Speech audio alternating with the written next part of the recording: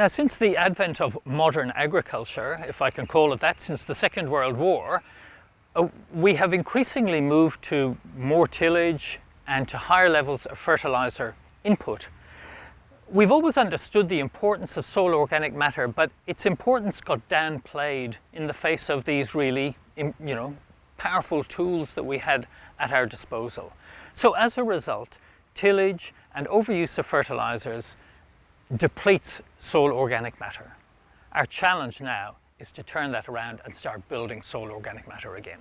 So over the 7-week webinar series, I'll take you on a journey down the soil carbon pathway. We'll talk about the concepts, the science and the practices involved in building soil carbon, and this will allow you to build soil carbon on your own farm.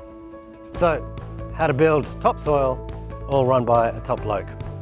We do hope that you're able to join us in February for this webinar series.